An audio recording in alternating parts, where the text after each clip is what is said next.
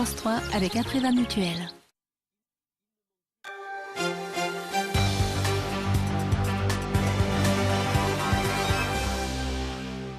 Bonsoir et bienvenue sur France 3 Côte d'Opale. Dans ce journal, les avancées sur la question des migrants à Calais et aussi la préservation du littoral.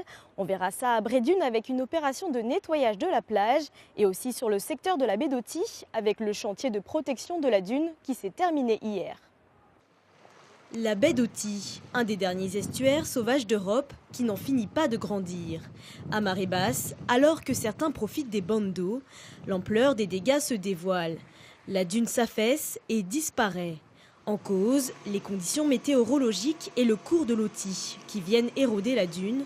Chaque année, elle recule de 15 à 40 mètres.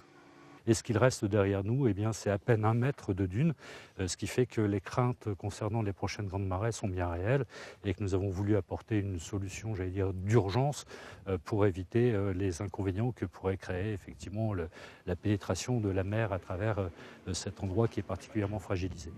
La solution d'urgence, la voici. Un chantier démarré le 20 août, quelques dizaines de mètres plus loin. 750 tonnes de sable pour former une barrière de 150 mètres de long. C'est un barrage, en fait, c'est pratiquement une dune artificielle qu'on espère recréer, comme vous le voyez, sur une membrane géotextile avec des sacs qui pèsent chacun 1,5 tonne. Il y a 500 sacs qui sont installés sur cet endroit particulièrement sensible. Et puis, comme vous pouvez le constater, il y a aussi le sable qui remonte par les sifflements de la plage et qui vont venir s'agglutiner sur ce barrage provisoire et qui, nous l'espérons, vont recréer une espèce de dune arrière de façon à protéger les terrains qui s'y trouvent là sur l'arrière. Une solution provisoire, sauf si le sable vient recouvrir ce barrage. Le but étant de protéger les terres en prévision des prochaines grandes marées.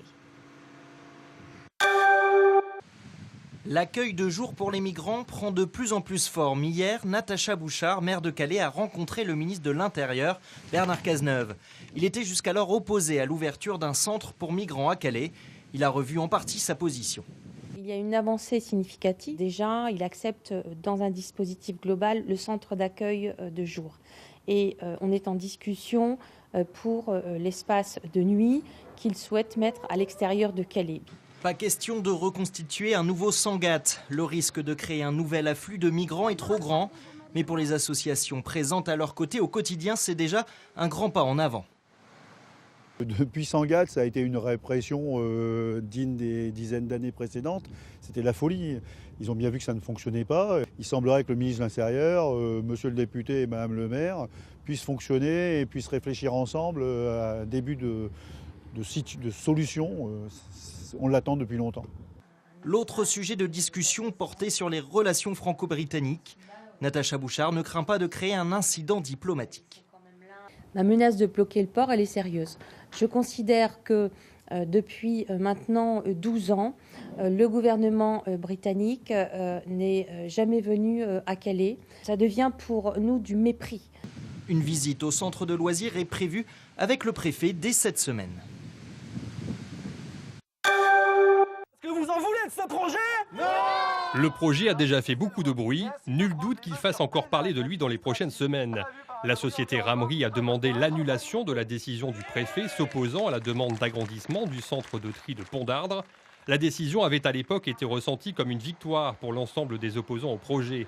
Les riverains avaient à de nombreuses reprises manifesté leur désaccord, mettant en avant des risques sanitaires et environnementaux. Nouvel épisode donc dans ce feuilleton du centre de tri, déjà mis en cause pour des problèmes d'écoulement d'eau pluviale. C'est la nouveauté de cette rentrée. Il y a classe le mercredi matin dans les écoles publiques.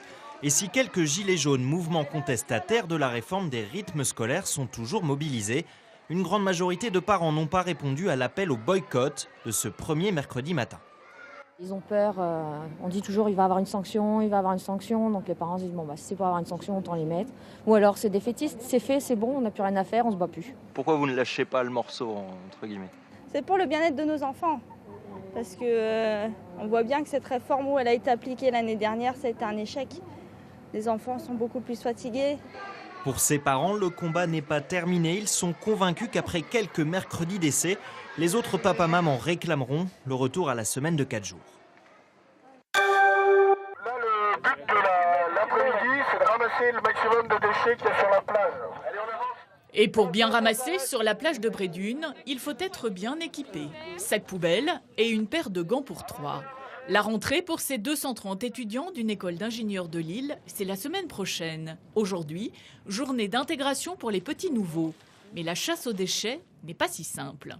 Non, on ne trouve pas grand-chose. C'est surtout sur les bords, mais en fait on est censé faire la plage, mais à mon avis, il y a vraiment beaucoup plus de choses sur les dunes. Donc c'est là-bas qu'il faudrait aller? Ouais, mais nous on est censé faire la plage, donc je sais pas. Sur la plage abandonnée, micro-déchets. Il faut donc ratisser large, creuser un peu et regarder ses pieds. C'est vrai, s'il te plaît? On a trouvé un peu de verre et c'est surtout des bouts de ficelle.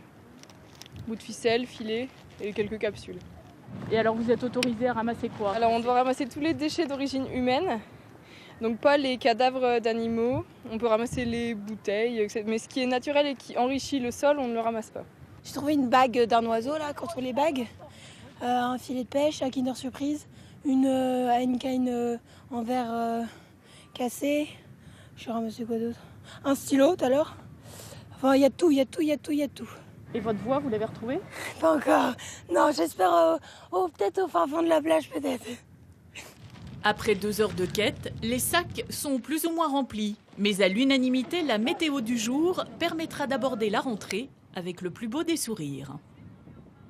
Merci d'avoir été avec nous. Tout de suite, vous retrouvez la météo. Très bonne soirée.